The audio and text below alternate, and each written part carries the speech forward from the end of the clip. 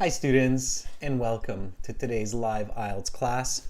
My name is Adrian. I'm streaming to you from beautiful Victoria here in Western Canada. I hope that all of you have had a fantastic weekend.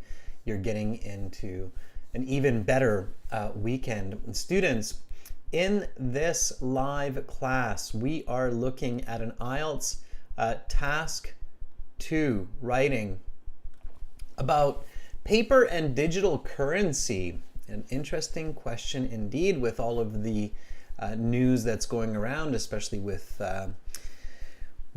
digital currencies, including cryptocurrencies and stock markets and such. So it will be a provocative and fun essay for you. We finished writing task 1 in the last class that ended about 45 minutes ago, so you'll be able to check that out. That was an academic task 1. Students, this is subscribers chat class, which means that if you subscribe to our YouTube channel, you can join the chat and you can give your thoughts, your answers, your sentences. It's worth it. We have regular live classes and releases each week. We are world leaders when it comes to IELTS test preparation. Welcome to Meniko. Hi, Chayani. Fuang, nice to see many of our members joining in. Welcome, Carolina, our chat moderator. And good to see many of our subscribers. Hi, Riyadh, Jasurbek, Akira, Sandia, Sandesh. Good to see many of you here. I hope you're having a lovely weekend. Students, this lesson is presented to you by aehelp.com for academic IELTS. Visit us there. For the general IELTS, check us out at gieltshelp.com. Both of those websites are the textbooks, the foundation for our live classes and our videos. We have lots of practice exams for you there with audio materials. We have reading materials, sample exams for you to practice with. This is our academic IELTS website here. You can click this big red button that's just above my head there to join our premium IELTS package. It's a one-time payment for lifetime access, and we are an IDP affiliate, British Council partner, IELTS Test Registration Center. I'm a certified British Council agent, and I have been teaching IELTS for about 20 years. So you're in very good hands with me, and you will increase your band scores through these materials. For the general IELTS, it's gieltshelp.com. It's the green background. And again, click this big red button to join our premium IELTS package. You can use the code CLUB9 on either of the websites to get an additional 10% discount. So check it out. Again, it's a one-time payment. It's lifetime access. It's different priced in different countries, so if your country has a lower GDP, it's cheaper. Check it out and start learning for success now. We have apps that work together with the websites, Academic IELTS Help, General IELTS Help. Get those apps on your phone, link it to the websites. Follow Instagram to learn new vocabulary, daily IELTS _ AHelp and GIELTS Help. And if you have questions, just send me an email to adrian@aehelp.com or admin@aehelp.com. Tomorrow we'll have Speaking Part 2, Speaking Part 3 classes, Speaking Part 2 for members, Speaking Part 3 for everyone. And definitely go through our playlists for some great practice.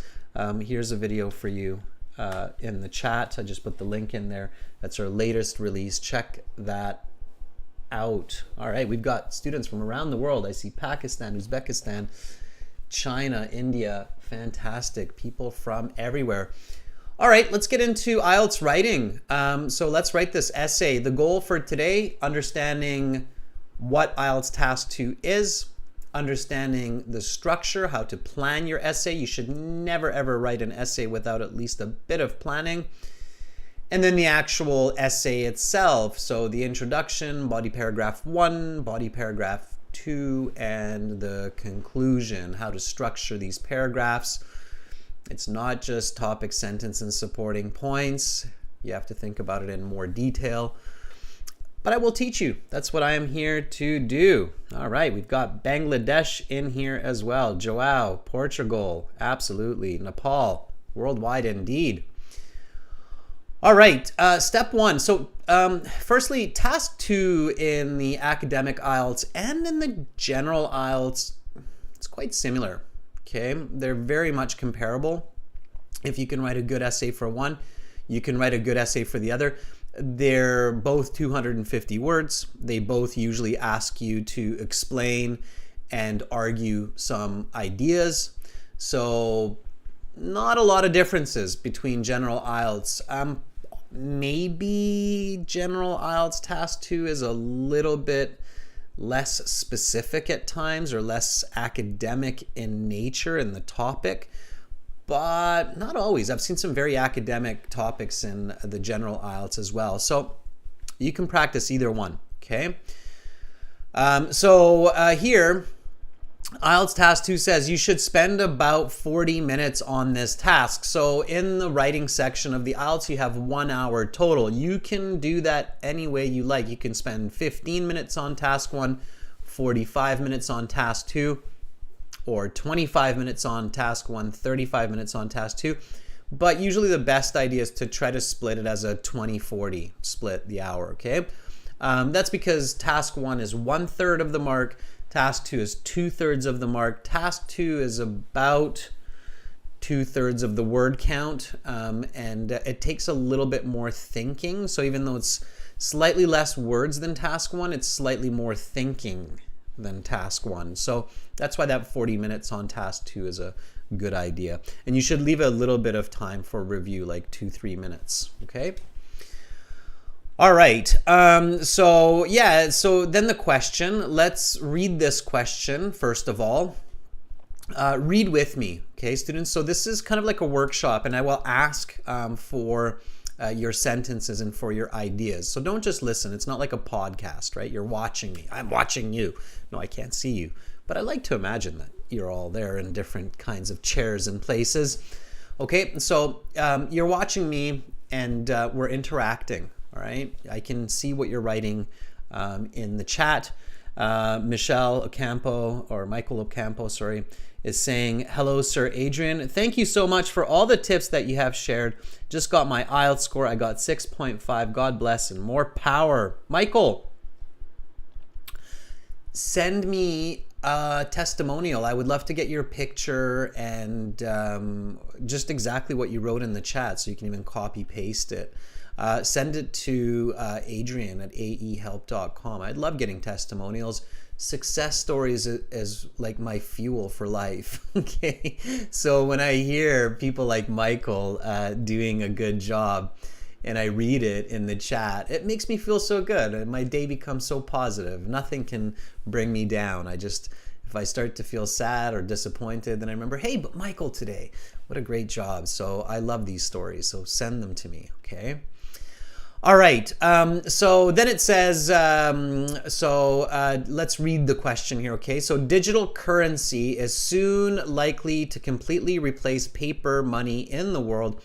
What are the advantages and disadvantages of this development? Give explanations and examples to support the arguments. Okay, you should write at least 250 words. Okay, so at least 250 words, that's minimum, everyone. That's not maximum, okay? A lot of students misunderstand this to think maximum, like, oh, if I write 200 words, it's enough, and c'est la vie, it's my last part of the IELTS sitting, so 250 words, I see the word count in the computer-based exam, and I'm running out of this exam center as fast as I can, never looking back. No. Enjoy your time. Enjoy the exam. Be confident, okay? Be your best self. You should write at least 300 words, I say, or at least 280. Write at least 280 words. 250 is usually not enough, okay? It's a very short essay. Write at least 280 words, I say, okay? But try not to write more than 350. I made that mistake once. It wasn't good. You want to spend the time to review. So maximum 350. Practice that at home, okay? kind of behind me, so I'll put it up there. Okay, Domenico says, I usually write between 330 and 340 words. That's good, Domenico. Just make sure you have a couple of minutes to review. So spend, I don't know, 20, 30 seconds after each paragraph reviewing the paragraph, okay? Foisel, for band 7, 8, 9, definitely 300 words is a good target, okay? So arrow thing, yeah, 300's good, all right? Chandan, 380, getting to be a bit much. You know how much I wrote in my last exam that I tried? 550. Not good. I think I made too many mistakes, and that's why I didn't get a great score. I still got 7.5, but if I had written a little bit of a shorter essay with less mistakes, I didn't review, I completely ran out of time, I could have gotten an 8.59, I'm sure of it, but that was my mistake, okay? Yeah, Uttam says I got 7 overall, but only 5.5 in writing. Yeah, 5.5, I mean, it's common for people to have the lowest score in their writing. Okay. Amila, speaking mock exams cost extra in our premium package. They're $25, and you can buy the speaking without buying the premium package. Up to you. It makes sense, right? Some people want just 1 mock exam. Some people want 5. So paper cost is a lot more manageable. It makes a lot more sense. Okay, good questions, students. Let's get into the writing. If I don't answer some of your questions, again, you can always just send me an email, okay? So going back to the question, we need to paraphrase it, and that's not a part of the essay. So you don't start the essay by paraphrasing it. You just paraphrase the question to understand it and get some vocabulary, okay? So let me do it after this bit here. So paraphrase the question to get a clear understanding and think of good vocabulary. So digital currency, okay?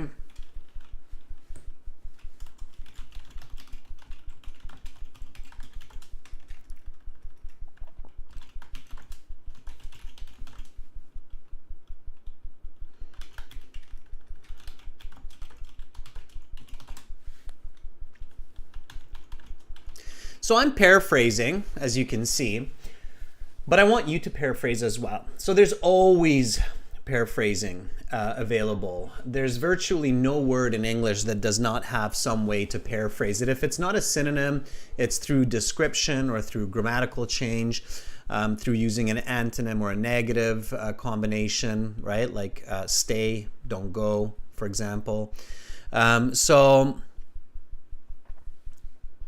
Oh, Akira, I've gotten band 9 in the past, and I'm going to do it again. I got band 9 in all of the other sections, so I'm not worried about that, but thank you. Okay, here's my paraphrase so far. Digital currency is soon likely to completely replace paper money in the world. Computer-based money is quickly going to take over bank notes for humanity, right? Humanity is the world. Obviously, I haven't seen dogs and cats using money at the shops yet, but you never know. All right, so computer-based money is quickly going to take over banknotes for humanity. What are the benefits and negatives of this change, right? So provide reasons and cases to back up the information. All right, so that would be a paraphrase. Okay, so first one, and when you're practicing at home, read the original and read your paraphrase to make sure that it's correct, it makes sense, it's accurate, it's grammatically well composed. So digital currency is soon likely to completely replace paper money in the world. What are the advantages and disadvantages of this development? Give explanations and examples to support the arguments. Computer-based money is quickly going to take over banknotes for humanity. What are the benefits and negatives of this change? Provide reasons and cases to back up the information. All right, that's good.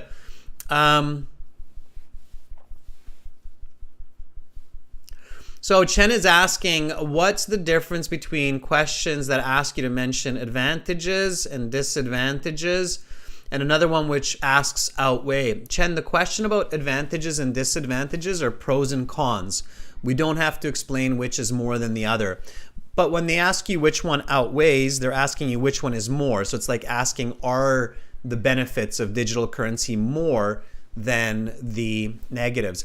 They usually ask that question, Chen, when there's a clear answer, when there's clearly more negatives or more benefits. They ask you which one outweighs.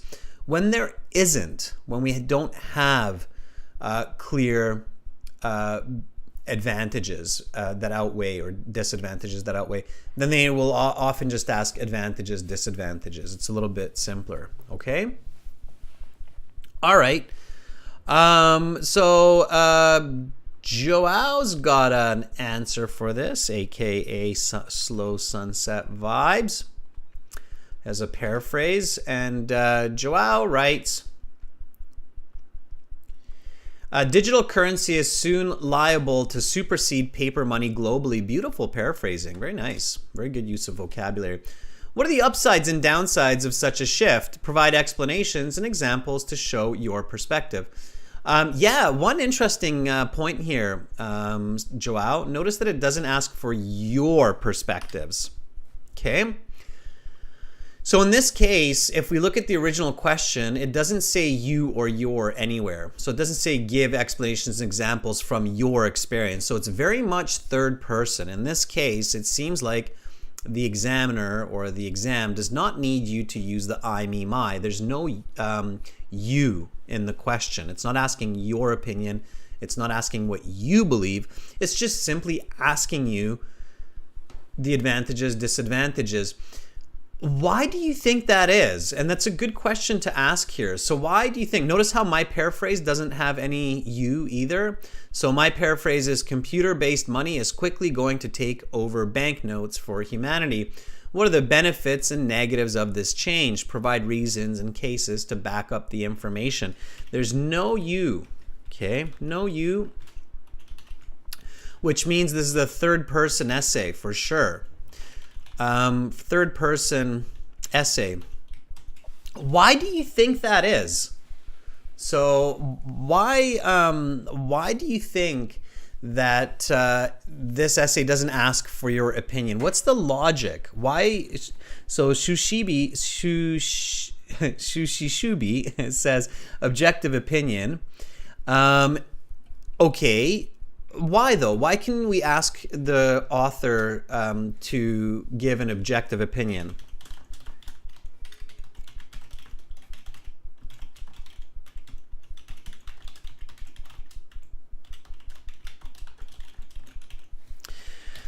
What do you think? There's a logical answer to this. Well, Ilham, it's not just to make it more formal. There's another reason. Okay, Andy, you have unlimited score estimation evaluation when you get the premium package. Okay, but if you want to get detailed feedback, recordings, and so on, editing, you can purchase that separately. All right. Okay. While you're thinking, I was answering a question there. What do you think? Why is it possible? It makes sense, and this is where quick critical thinking is very important about topics. Yeah, Harjot, very good. So Harjot, and this is not me saying it. So Harjot says this, okay? And that's a very good starting idea, Harjot. So Harjot says, because this change is happening in the whole world. Correct, Harjot. All of us are experiencing this. I don't think there's any country in the world that's not experiencing this shift. Because this change is happening in the whole world. And I don't want to say all of us, but maybe all of us, almost everyone,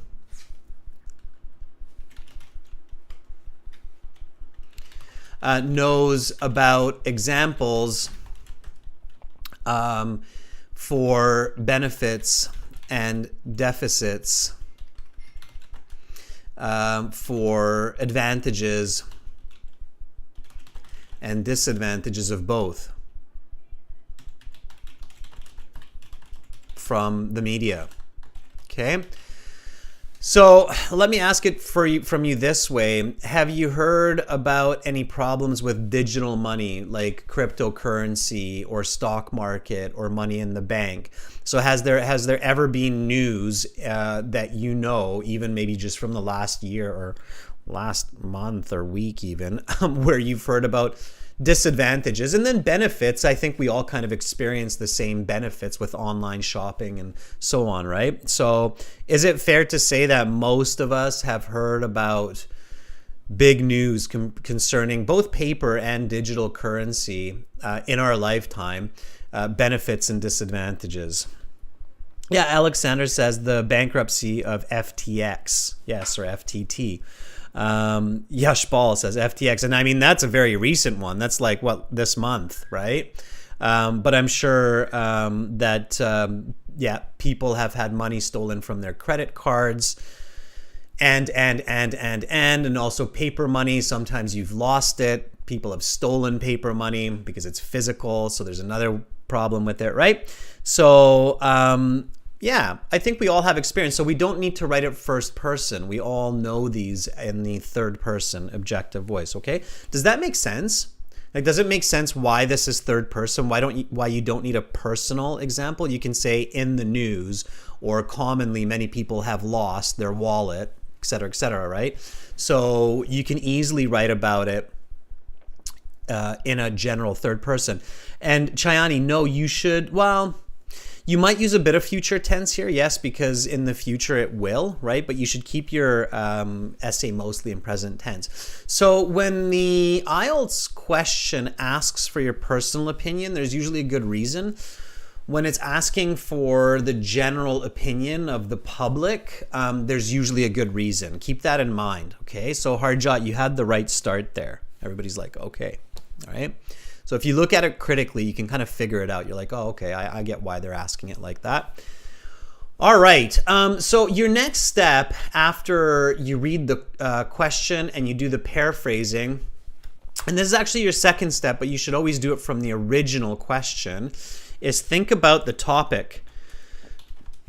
What's the topic? So what are we talking about in this case? Okay. What's the topic?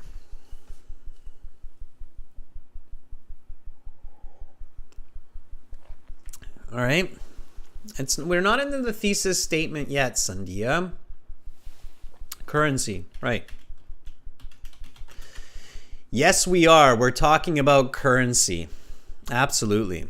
Not just digital, right? Because we're also talking about paper. So we're talking about currency.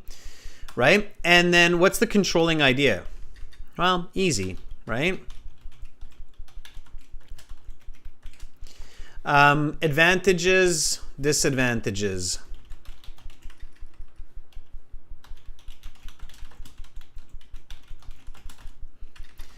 Of digital and paper currency, right? So that's the controlling idea. Students, always take a quick second to figure out the topic and the controlling idea, okay? All right. Then ask what, why, how. What is currency?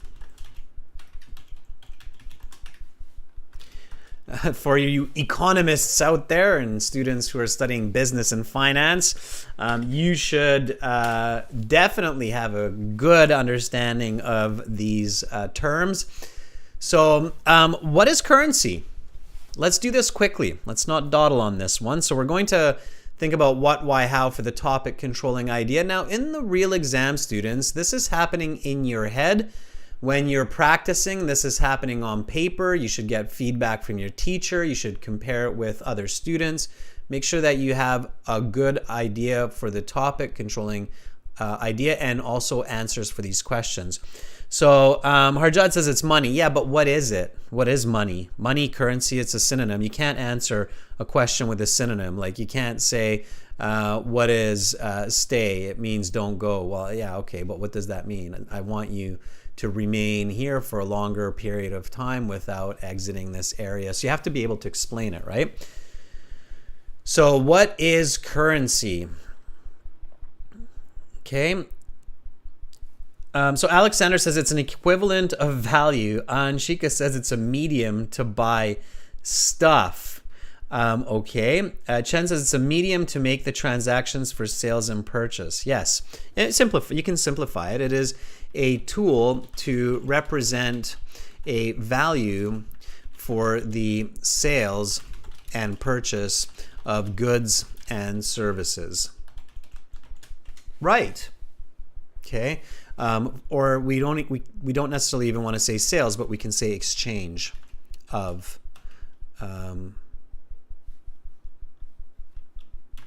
goods and services, right?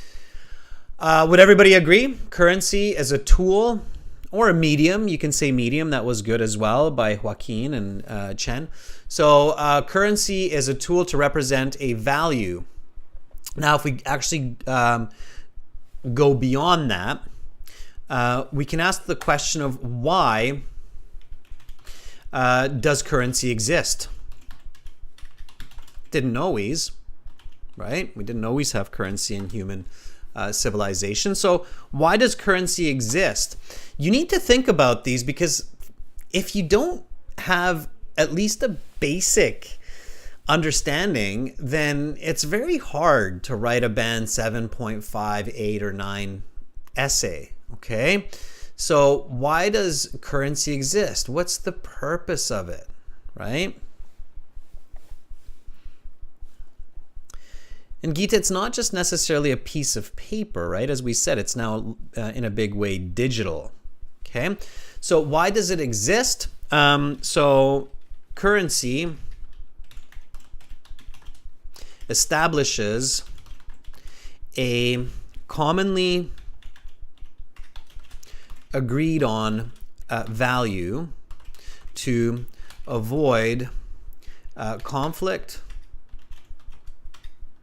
for the exchange of goods and services, right? So the reason that currency has come into being is so that we can say, yeah, that dollar is $1. You think it's $1. Carolina thinks it's $1.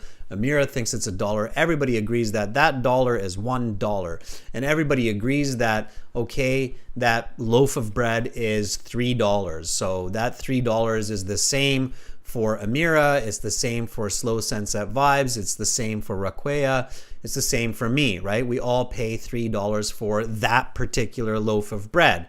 Kenil doesn't get to buy it for $100 and Naveen doesn't get to buy it for $1. We all pay $3 for it at the store.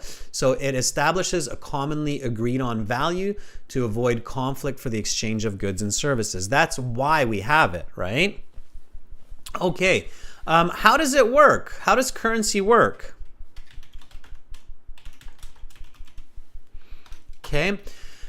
Just simply here, I don't want to spend too much time on this, but basically it is governed by society and a central bank.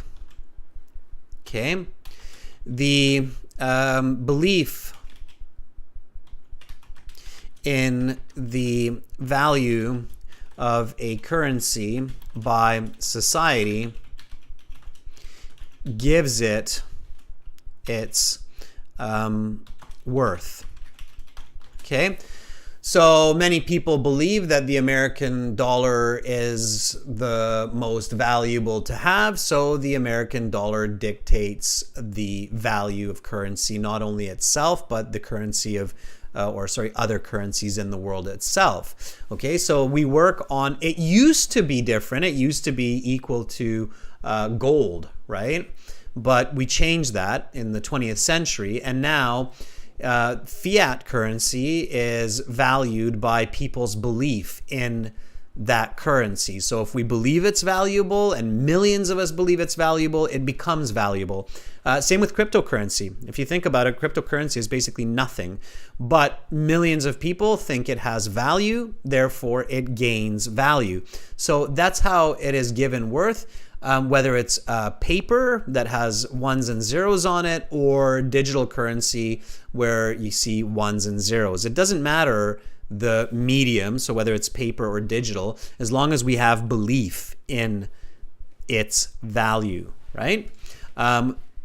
Believe me that a dolphin or a chipmunk or a cat will not find your $100 bill valuable. They don't have belief in its value, so they will just walk on it, chew it, spit it out. So don't feed your cat or your dog $100 bills. They will not be like, ooh, I'm going to save this and spend it later on some cat food. They don't see its value. We're the ones who see its value, right? Okay, same with kids. You give a 2-year-old a $100 bill, next thing you know, they're drawing on it. Okay, so humans themselves give currency its value. Okay, if suddenly all of us said, hey, American dollar's not valuable anymore, it would lose its value very quickly. Okay. So it's governed by society and a central bank, and the belief in the value of currency by society gives it its worth. Okay, that's how it works. All right, so we're doing a good job. Now, again, at home, you do this on paper, and in the exam, you have to think about this so that you can write a good essay. All right, so I see some good laughs. Okay.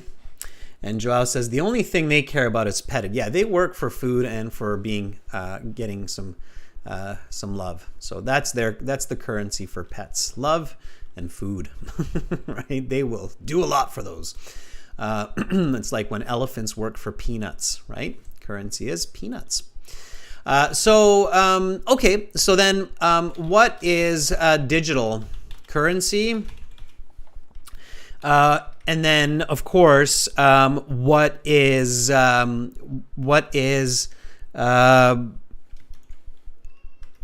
paper currency, right? So we have to ask those two questions and answer them very quickly. Okay, so it's an important difference, right? The first one is money stored in digital form, which is virtual, it's not physical. And paper currency is quite the opposite, right? It's money stored in physical paper form. Okay, why store money, or why represent money digitally? And why represent, and this is important, so I'm going to give you a chance to answer. So I want answers from you on this one. Why represent money on paper? Very important questions, and these will become extremely important questions for our current generation and over the next few years as our world changes drastically, because our world has been changing exponentially quickly since we have created digital money. So creating paper money made a huge change in the world, but it was fairly slow. When we separated paper money from gold, the change started to become much faster in society and in economics. And now that we have created digital currency, different types, the change is happening extremely fast. And it's ironic because digital currency doesn't actually exist. It's virtual. Yet the change that it's making in the real world for humans and for society is the fastest ever recorded in our human history. And we'll see where we go with this, but there are definitely some scary situations developing in the world. So Arrow Thing says digital money is easy to access, very convenient. You're right. Very convenient, easy to access. Absolutely easy to use. You can use it in ways like you can't use paper money for Amazon shopping online, right? I've tried to shove the $100 bill into my computer but it didn't work. It just got stuck in the fan in the computer. The computer didn't like it, even though I really tried hard to pay for my Amazon Christmas purchase with $100 bill. It just didn't accept it, so I had to go digital. All right, so very convenient, easy to access, to use, and harder to lose. Unless you had money in FTT like me, right? I don't know how many of you did, but that was painful. So easy to access, difficult to lose. In the real world, let's say. Okay. Chen says, poor Sir Adrian. Don't worry, Chen, I don't put all my eggs into one basket. So it was not the end of the world, but it wasn't fun, that's for sure. All right. So definitely easy to manage. All right. Now, why represent money on paper? So here we're kind of dealing with the advantages, okay? So why represent money on paper? Okay. So when you're thinking about paper money, don't think about gold or other metallic coins, because we don't live, 100 years ago anymore. I don't know how many of you still carry metal coins. I rarely do. So what's good about paper money? There's definitely one huge advantage of paper money. Let's see if anybody comes up with it. So it cannot be hacked. Yeah, so it's difficult to manipulate. Well, it can't be manipulated by computers. Sure, it can't be hacked. But there's one kind of, think about the positive, the benefit. Okay, Alexander, very good. So Alexander says to control personal spendings. Yes, it's better for budgeting, right?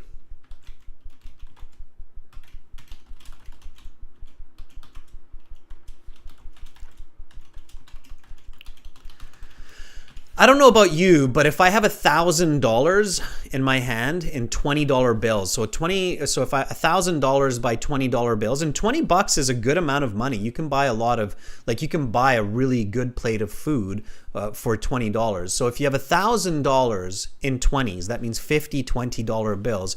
You've got a good little stack of $20 bills. You can think about it in your own currency as well, right? And so if you're in Japan and you have a 1,000 yen bill, and you have 100,000 yen, you have 100 of these little guys, and it's a good stack. So when you're spending and you see your wallet getting shrinking, smaller and smaller, you start to think a little bit like, do I really need that? Do I really want to spend that right now?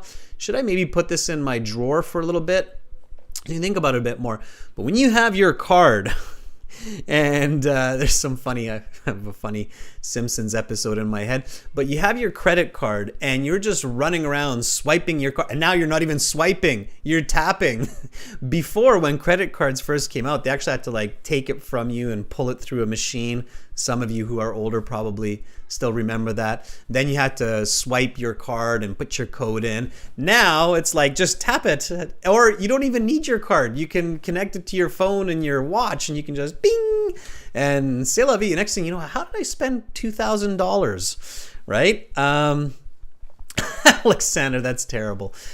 So it's, I would strongly argue that paper money works a lot better to save money and to budget and not overspend, right? Credit cards are dangerous.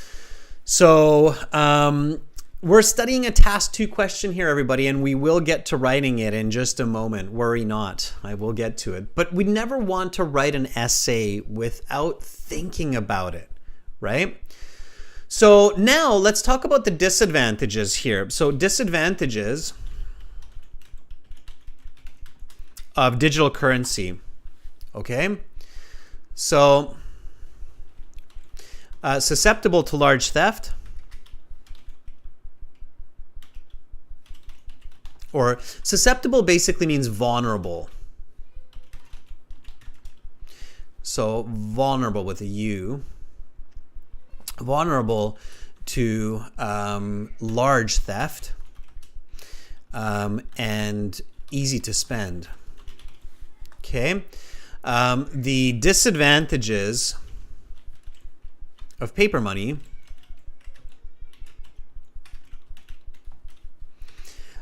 easier to lose. Okay. And difficult or to carry.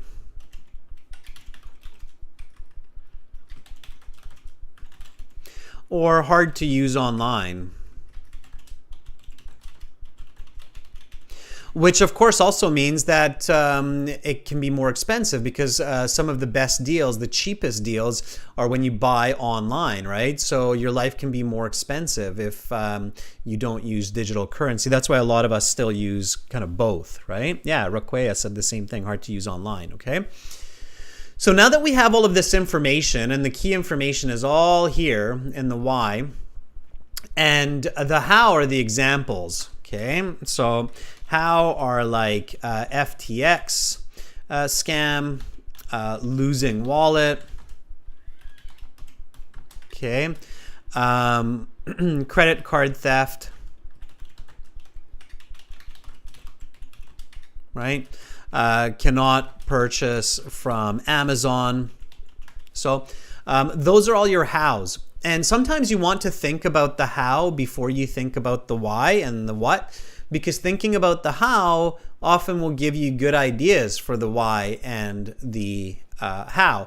Does that make sense? So what happens as students sometimes will say, well, Adrian, I'm stuck for ideas. How do I fix that? Like, how do I get unstuck for my writing ideas?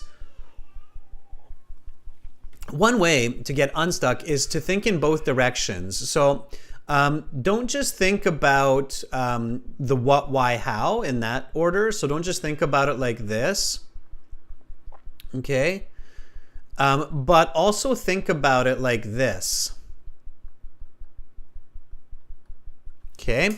And if you do that, then you can really come up with some great ideas for your essays. So advantages and disadvantages of paper and digital money. Okay, what, why? Oh, I'm a little bit stuck. Well, what can I think of? Okay, FTX just happened. That's bad. So obviously digital money can be lost, and not just in small amounts. I mean, if I've ever had money stolen from me, it was small amounts. It was what I had in my pocket or my wallet, you know, $50, $100. I've never lost $1,000 like with FTX, right? Where it's just like poof, because I usually don't carry $1,000 in my wallet, right? So it's not as easy to lose. And it happens on the stock market or in banks as well, right? With credit card scams. So, so definitely digital money can be stolen in much larger amounts, and it's more difficult to catch the person, right, doing it, the thief. So there's that. So think about it in both ways. Does everybody understand this? Everybody got it? Kennel, if you don't know the FTX scam, it's fine. There's so many, unfortunately, there's so many other ones that are out there, okay, on different markets. All right, so think both ways. Think from the what, why to the how, and also think about the how to the what, why. Okay, I see lots of thumbs up. That's great. Okay. So then, of course, you have to start writing your essay after about 3 minutes of thinking and planning. So in the real exam, a lot of these what, why, hows, they just happen in your head. You don't necessarily write them down, although it might be good to write your examples down on the note paper that you have, okay? All right, so you begin by writing your introductory paragraph, okay? It's your first paragraph. Oh, before we do that, let's write our thesis. We have to write our thesis. Because our thesis statement gives the structure for the essay. So writing that this essay will discuss the benefits and negatives of digital and paper money. No, you're the author, you're discussing it, not the essay. The essay does not exist. You don't want to personify the essay. It's poor writing. And you don't just want to repeat the question. That has no value, right? So the thesis statement is direct. It has clear points that show the structure of your essay. It is the last sentence of your introductory paragraph, okay? So I'm going to write about the advantages, disadvantages of paper money and then digital. And the reason for that is because digital is more modern than paper. I still don't know which one has more or less advantages, to be honest with you. History will tell. But I definitely will at least give some logic to the structure, which is the chronology. So if I don't know which one has more or less advantages, I'll just do it by time, right? Paper money existed before digital money, so I'll write about paper money first and digital money second. So my thesis will look like this. The advantages of paper money are budgeting, or the advantage. I'm going to say that. The advantage. I don't want to say advantages because then it's plural, and 300 words, it's not a lot of words for me to talk about lots of advantages, disadvantages. So the advantage of paper money is budgeting, but the disadvantage is usability.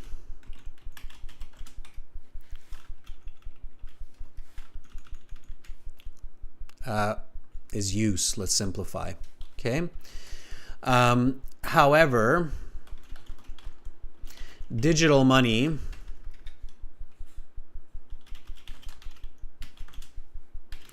so I'm doing this in just 2 simple sentences. Your thesis does not have to be 1 sentence. It can easily be 2 simple sentences. Sometimes it's even better. It's more clarity. Okay.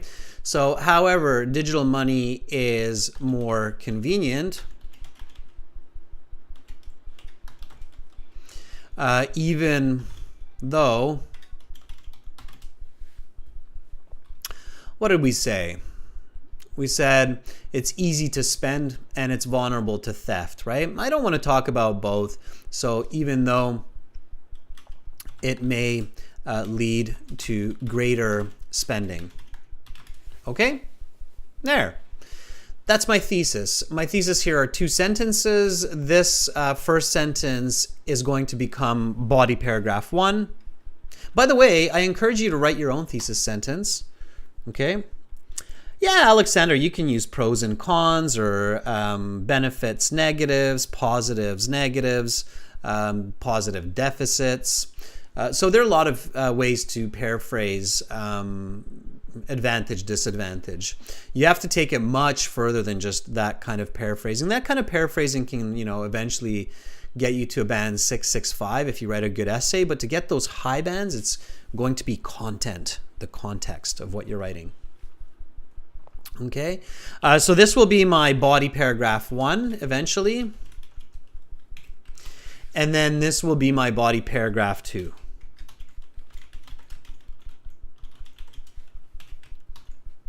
All right, it's very clear for the reader. Okay. Write your thesis. You can write it anytime. You don't have to keep pace with me. You don't have to be writing the same part of the essay as me. You can be at any part of the essay. Just write what it is. So if it's your thesis, just put a big T and then a colon and then write your thesis. Okay. All right. Band 8, Band 9 essays need to sound like you're in year 2 or year 3 of university, your bachelor's, and you have good experience with writing and writing in English. So for those of you who are doing a master's degree and you need a Band 7.5, yeah, you need to show that you can write like American, Canadian, British university student in year 1, 2 of university. Okay, and you can do that with practice. You can do that. You just really have to put in time and effort to learn proper essay writing. Okay. Sunday, exactly. Notice how Sunday Upreti is asking, this essay emphasis is on the benefits and drawbacks. That means, Sunday, that you understood the question from my thesis. But if that's your thesis, it would be considered a very weak thesis, okay? Because it's not the essay, it's you. You're the author, you're writing, okay? So, and just repeating the question does not get you a high band score. If you simply repeat the question, even if you're paraphrasing, you're stuck at a band 6, 6.5, even with a good essay. Okay. All right. So the introductory paragraph has 3 parts. Okay. And if you ever talk to anybody that's actually gotten a band 8 or a band 9 in the writing, they will tell you that they write or wrote with a correct essay structure.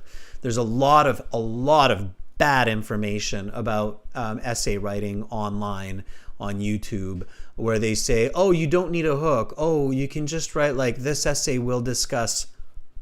Ask an IELTS examiner. They'll say, no, that's a 6.5 essay. All right. We need proper high school, college, university essays to give you a high band. You don't have to have a hook. You can get a 6 or 6.5, but if you want a high score, you need a hook because good essays have a hook. Okay? It's not the examiner said it. It's not Adrian said it. It's standard literature rules in English. All right? All right, Kyber. Sounds good. Always look forward to having you in the class. Okay, so introduction, hook. And it's surprising. Sometimes people ask me, what's a hook? It's like, oh, really? Don't do the IELTS if you don't know that. A hook is an interesting statement that includes the topic, in this case, currency, which must be introduced and must captivate your reader. So, simple sentence. Don't make this a tough one. Make it simple, make it clear, okay? So the hook here is, there is a great shift over the past 3 decades from paper to digital currency worldwide.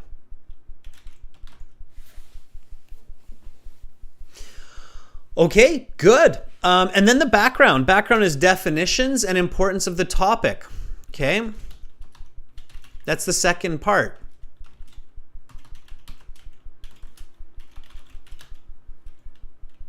So, define and important. The former is a physical banknote that exchanges hands, while the latter is virtual money moved through computer accounts.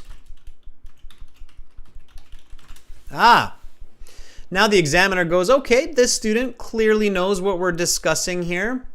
We're talking about physical money and non-physical money. That's essentially the definition, right, that we're discussing here. And that's what gives them their advantages and disadvantages, right?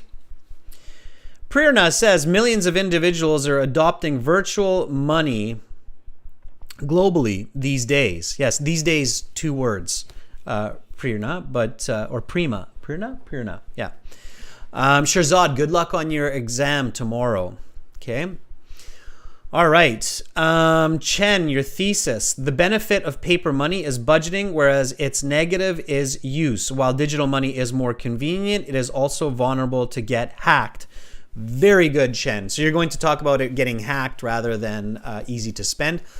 But I'm going to talk about the easy spending because it's a nice contrast to budgeting, right? So paper money, good for budgeting. Virtual money, not so much, right? Okay. All right.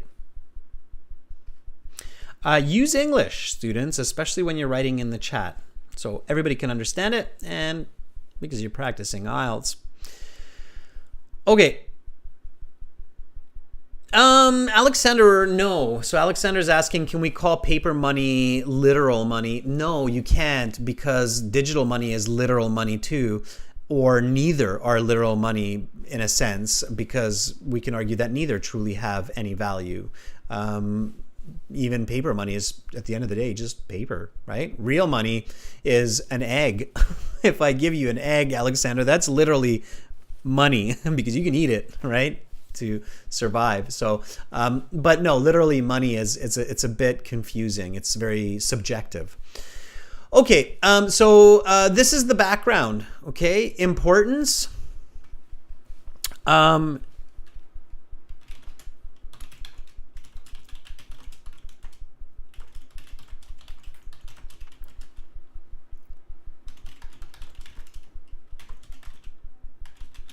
That's what the importance is, right? The form of money has a great impact on spending and the economy. No question about it. So people, it's interesting, in the world, we tend to just accept that money is changing without questioning it. So we're like, okay, now we're using gold. Okay, now we're using paper. Okay, now we're using zeros and ones in computers. But we don't realize how much we should be scrutinizing and second guessing and saying maybe, no, let's not do that when we make these changes, right? So why? Because it has a massive impact on our spending, on the economy, and essentially our lives, right? That could probably be my conclusion for this essay. Okay. So now that I have that, I just need my thesis, and I don't really need to do much there. Just grab what I already wrote, okay?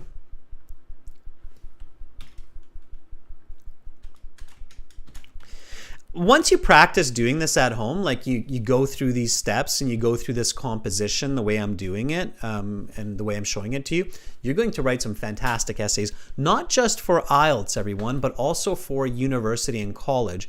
So even if you write an essay with some of these templates that they're showing you online, like this essay will discuss, the big negative is that when you get into your college or university program, you will have to relearn how to write an essay. Because if you write an essay, and I promise you this, if you write an essay for college or university, like in this essay, I will discuss the benefits and negatives of digital and paper money, you will fail that assignment in your class.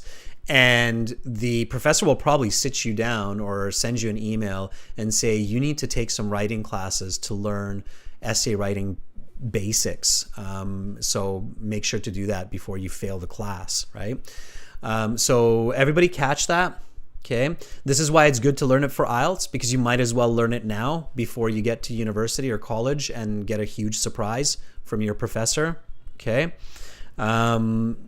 You write an essay at the grade 6 level, okay, because essays, that's a grade 6 level essay, or grade 5, like primary school or middle school, where it's like this essay we'll discuss. Your professor will be like, whoa, is this person really writing a, like a grade 8 essay at best? They need to go to the writing lab and get some assistance from the help or assistant staff there, because they're going to fail their class or their classes, right? So be very careful. Okay. All right. Looks like a lot of people are getting that. Akira's like, wow, really? Yeah, absolutely, Akira. No question. So if you are already in an English-speaking country, I challenge you, go to a university professor and ask them. Okay. All right. There you go. There's the thesis. It's great. Always review your work after you create it. So review after each paragraph, not at the end of the essay. Okay, that's an important tip. All right. Review after each paragraph, not at the end of the essay. All right. So let's review it. There's a great shift over the past 3 decades from paper to digital currency worldwide. The former is a physical banknote that exchanges hands, while the latter is virtual money moved through computer accounts. The form of money has a great impact on spending and the economy. The advantage of paper money is budgeting, but the disadvantage is use. Let's take out that unnecessary S. However, digital money is more convenient, and even though it may, however, digital money is more convenient, but I'm going to simplify that, but it may lead to greater spending. Okay, so there we go.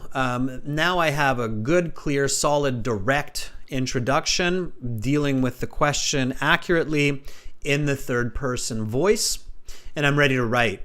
So my first body paragraph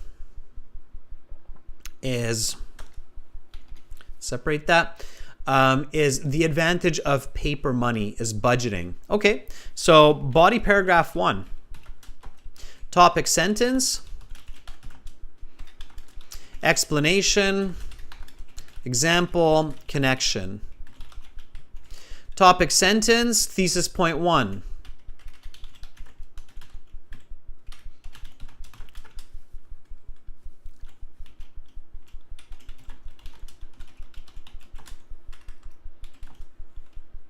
So the topic sentence is a clear and detailed description of thesis point 1. So basically at this point, the reader, you can call him the examiner, but the reader, whether it's the professor, whether it's the examiner, whether it's John, your neighbor, is the reader. Okay, so the reader is going, okay, well, what do you mean the advantage of paper money is budgeting? Like, what are you saying with that, right? Okay, well, the benefit of having physical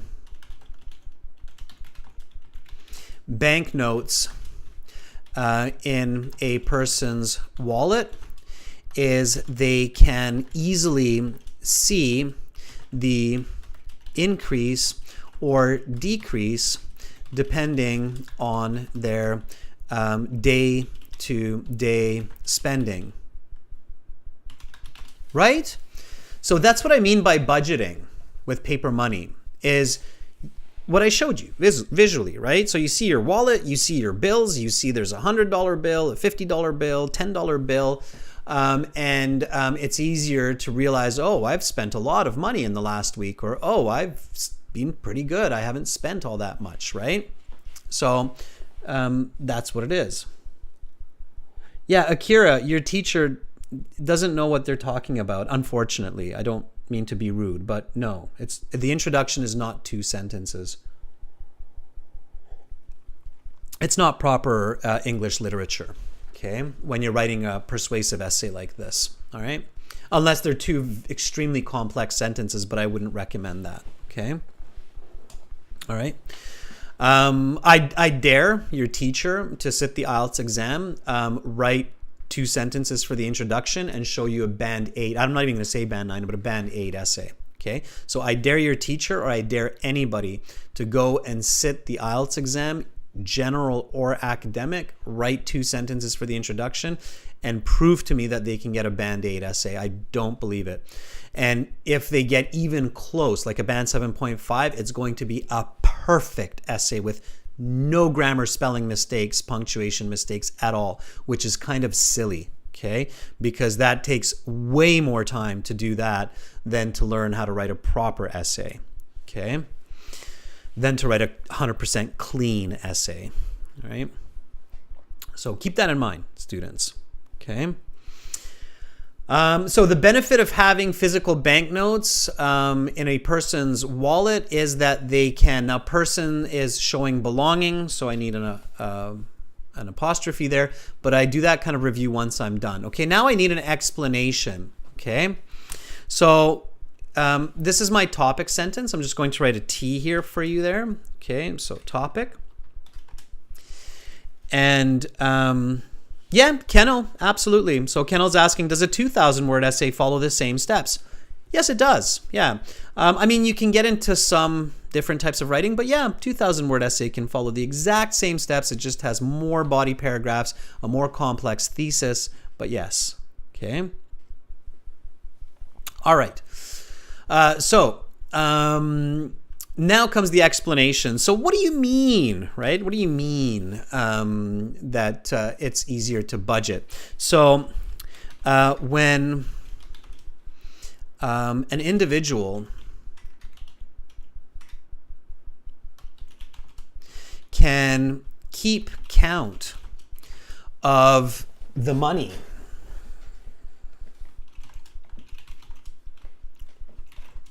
that they spend on their needs and wants by seeing it physically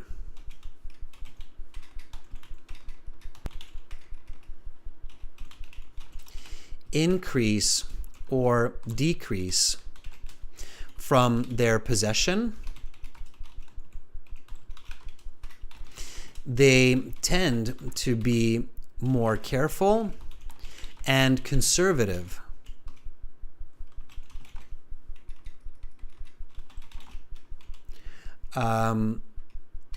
with their budget.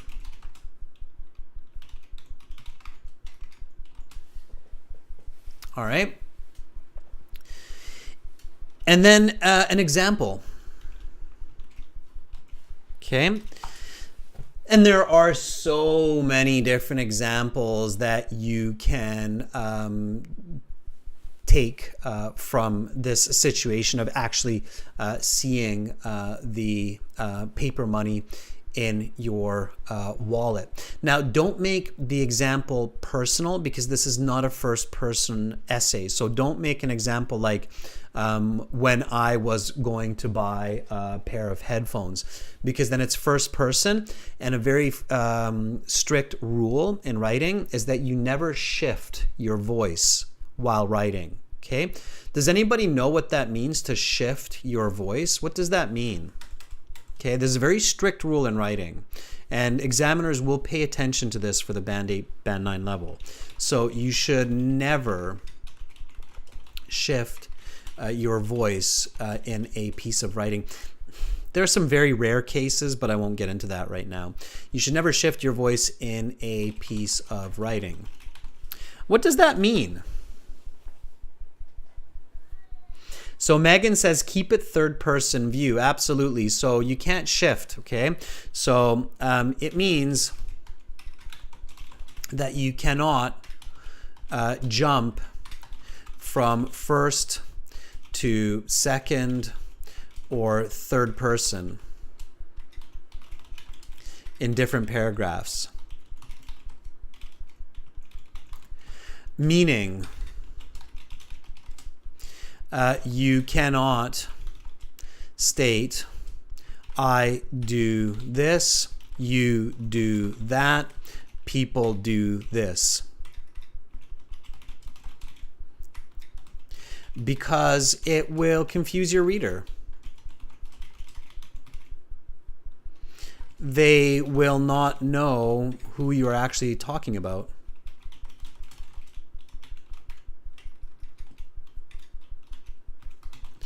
They'll be like, so are you discussing about people or in general? Or are you talking about me, the reader? Or are you talking about yourself? It's like, now it's you, now it's me, now it's people. It's very confusing. So the general rule in literature is you start with one voice, you stay with that voice, okay? Generally speaking, all right? You do not jump voices.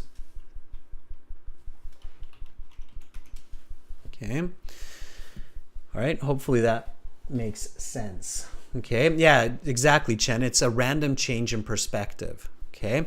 Another rule that you should learn with this, it's the two most common mistakes that people make who don't understand basic rules. Okay. Is you never jump tense either. Also, avoid jumping tenses. Academic essays are usually written in the present tense. Do not jump to past or future. Okay? Again, it's confusing. If you say people in the past did this, we are doing this, they will be doing this, it gets confusing for your reader. It's like, what? Then? Now? Tomorrow? When? When is this happening? Okay? So careful with those, okay? Those are important points. All right.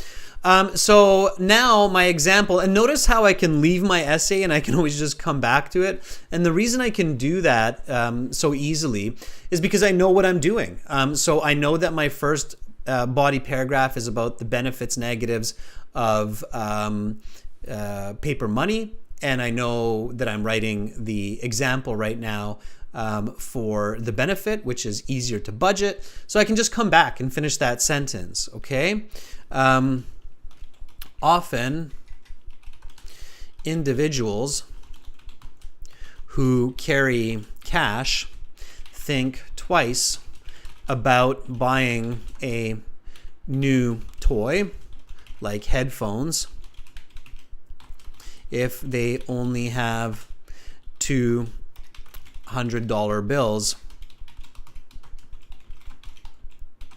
remaining in their pockets. Okay, third person.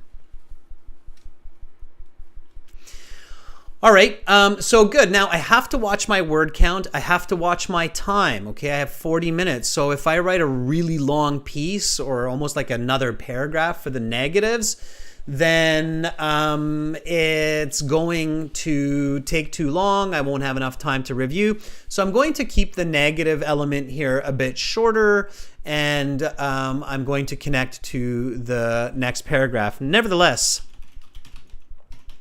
okay, don't forget to write about the disadvantages. The question's asking you for that.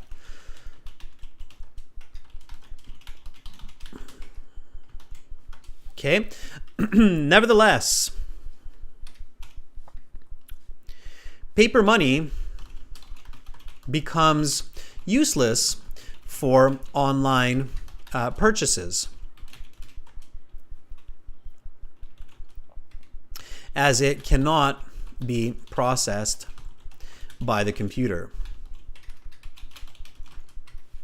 So this is my disadvantage and my connection, okay? Because the next paragraph will be about the advantage of digital money, which is convenience, and big part of that is online shopping, right? So it helps me to end this paragraph and open the next paragraph with this statement. The best way to connect information is with good information. It's not by using words like on the other hand and therefore, okay? Those are good. Connectives are good, all right? Don't get me wrong. I'm not going to tell you that it's not good to use connectives like on the other hand, okay? So connectives are good. But the best way to connect information is with good information.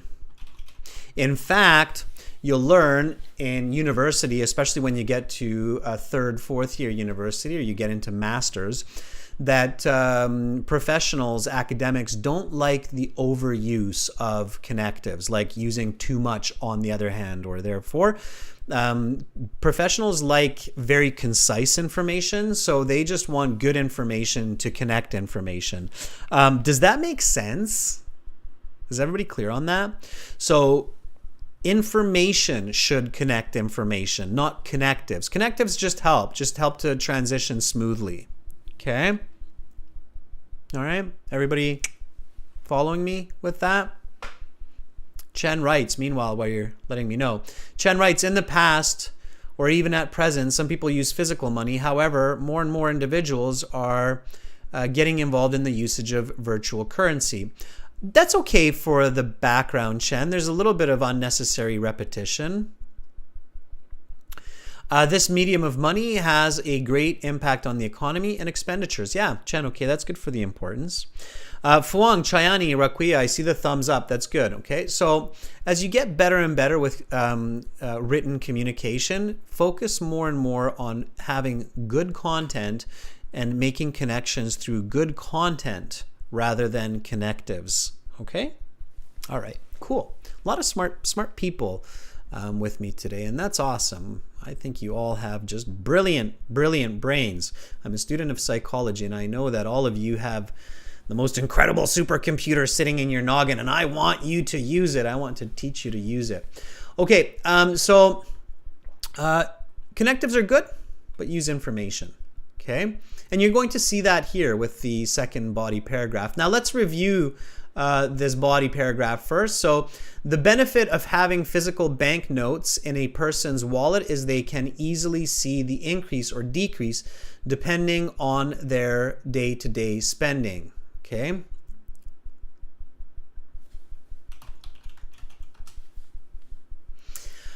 When an individual, because I'm following it with a vowel, when an individual can keep count of the money that they spend on their needs and wants, comma, because I have an additive clause here, and I also have a subordinating conjunction, by seeing it physically increase or decrease from their possession, they tend to be more careful and conservative. They tend to be more conservative. I don't need double words. They tend to be more conservative with their budget. Often individuals who carry cash, there's a typo there, think twice about buying a new toy like headphones if they only have $200 bills remaining in their pockets. Nevertheless, paper money becomes useless for online purchases as it cannot be processed by the computer. All right, good.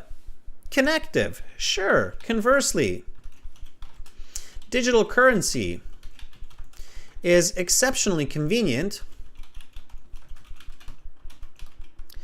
as it can be stored easily. Large amounts can be carried at once.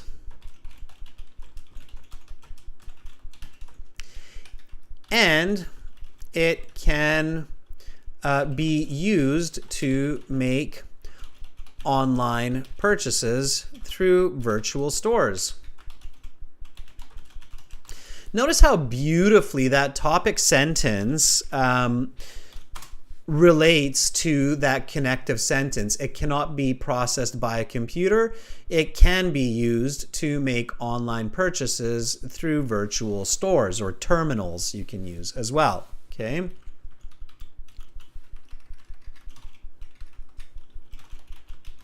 All right. So explanation. Indeed. Okay, I'm just going to write this now to show you how fluid you can become once you have the right idea.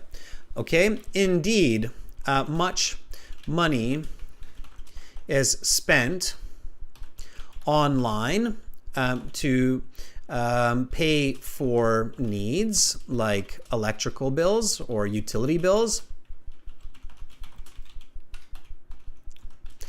as well as wants.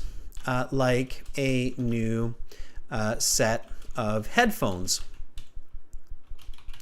I'm just making this, I did not pre-plan this essay. I'm working with you real time while I'm explaining it. I'm building it. I'm just following the concepts of literature, right? And you kind of see an interesting one here that I'm using, which is to use the same example that I introduced before. Notice the headphones here. And I'm also using the headphones here. Why? Because by using the same example, I'm creating a stronger connection and cohesion in the essay. Okay? So that's why I'm doing that. All right? Okay, like a new set of headphones. All right.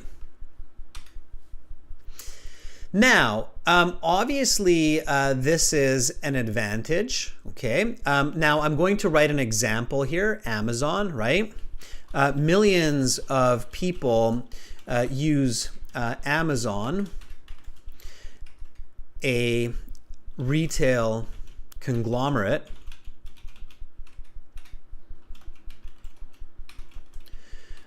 to buy billions of products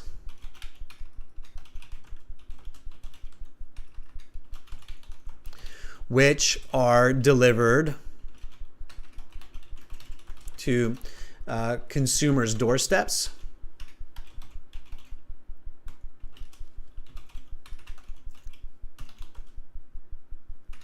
Often at a cheaper price than in brick and mortar shops.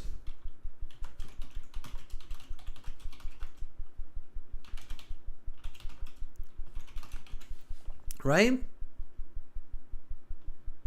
Okay, so that's my example. Millions of people use Amazon, a retail conglomerate, to buy billions of products which are delivered to consumers' doorsteps, often at a cheaper price than physical stores. Now, clearly, this is an example that many of us can understand and associate with, okay? Raquia says, millions of people use Amazon, a retail conglomerate, to buy billions of products which are delivered to consumers. Yeah, very nice, Raquia. So you've taken my example, you paraphrase it a bit with grammar. Nice work. Okay, good work. And I love how, Raquia, you're working through the essay with me. So you're not just listening to me, but you're copying the sentences, you're practicing the writing. That's a great strategy. Same thing, Chen. Chen writes, the advantage of having physical banknotes with the person is that they can make expenses as they desire by knowing how much they have spent and left over cash. Yeah. And you can write it like this, Chen. How much spent and left over cash. Okay. Yeah, it's good. Okay, and then now I can throw in the negatives. Okay. And so, nevertheless,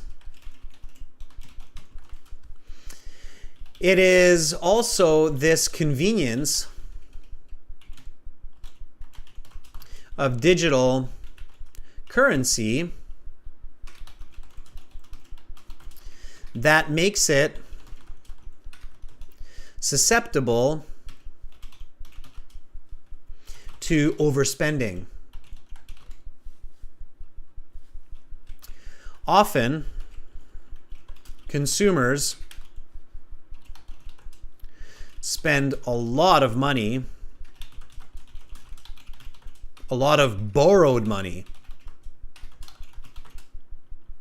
from credit cards online before they realize they have gone into debt. Okay? That's what happens, right? Oh, it's Christmas time. Tap and tap and tap and spend and buy and purchase and click and next thing you know, you're like, uh-oh, January, I think I'm in the minus. Right? So hope it doesn't happen to me this year. So that happens, right? And that concludes that idea, right? So then I read it. Conversely, digital currency is exceptionally convenient as it can be stored easily. Large amounts can be carried, and it can be used to make online purchases through virtual terminals. Indeed, much money is spent online to pay for needs like utility bills, as well as wants like a new set of headphones. Millions of people use Amazon, a retail conglomerate. Conglomerate means it's made up of many different stores and companies, to buy billions of products which are delivered to consumers' doorsteps, often at a cheaper price than physical stores. Nevertheless, it is also this convenience of digital currency that makes it susceptible to overspending. Often consumers spend a lot of borrowed money from credit cards online before they realize they have gone into debt. Righto. All right.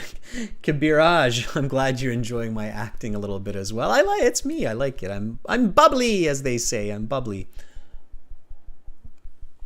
Now the conclusion. Okay, the conclusion has 3 parts. Points restated. Argument strengthened.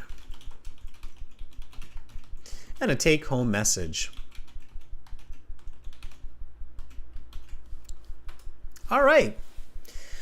So let's do it. IELTS, they like to hear in conclusion. You will learn that in university, the professors do not. It's a waste of time. Imagine you're a professor and you write in conclusion like 1 trillion times in your life. Right? So, but on IELTS, they feel, it's a standard, and it is a standard, but in university, they don't like it, so be careful. On IELTS, write in conclusion, sure. Okay? So in conclusion, both digital and paper currency have let's switch that around because I've kept a different order the whole time. So both paper and digital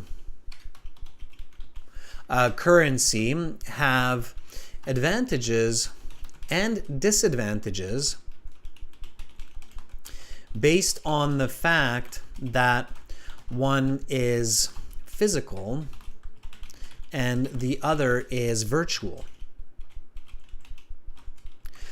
And then the argument, right? While the former is better for spending money carefully, the latter is better for convenient shopping. However, people must pay attention to their deficits so that they can be efficient with their hard-earned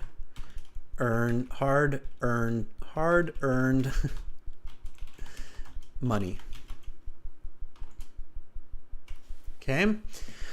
So that's my conclusion with the points, argument strengthened, and the take-home message. I was a little bit fast on that, so check out, some of the content on our websites to get a deeper explanation there.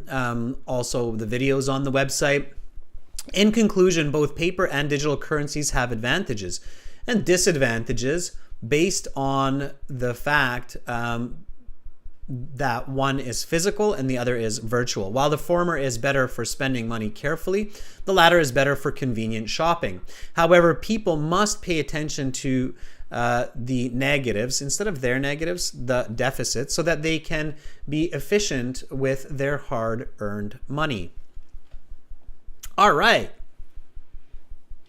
Good. Domenico says, in contrast, digital currency is extremely manageable and it can easily be used to shop for goods online and in virtual stores.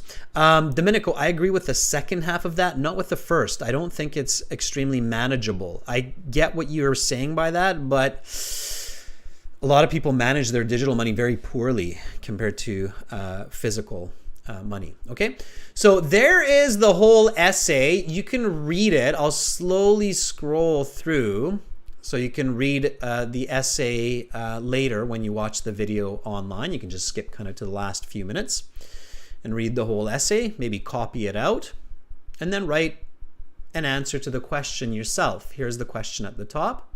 Okay, let me show you that. Come on, Microsoft Word. Show me the question. Show me the question. Microsoft's having a bit of an issue. Okay, so there's the question. Okay, IELTS Task 2. And here are the URLs for the websites where you can go to learn lots more about writing, listening, reading, and speaking, not just for the IELTS. Yes, for the IELTS for Band 7, 8, 9, but also for your university studies. So our goal isn't just to teach you some cheap trick that might get you a Band 6 or a 6.5 and then come to the same problem 6 months later or a year later when you're studying in the US or the UK and you're faced with the exact same dilemma. At the end of the day, remember everyone, it's much more efficient and better to learn the correct method at the beginning than to try to trick your way through all of this education. Okay, so make sure you're learning from good materials, and on our websites you're definitely learning with great materials. So check it out, aehelp.com for academic general IELTS help, or GIELTS help for general, and keep up the good work, everyone. Kennel, we're releasing new apps in the next few days. So if you're having trouble, don't panic. Definitely download the new apps. The apps should work, so it could be something on your system. I'll check it out, but we'll be releasing some new apps. So some fun coming up for everyone. Have a great rest of your day, and I hope to see you back here tomorrow for IELTS Speaking Part 2 and IELTS Speaking Part 3. I'm Adrian. I'm signing out from a beautiful Victoria here in Western Canada. Much love to all of you wherever you are. Bye, everyone.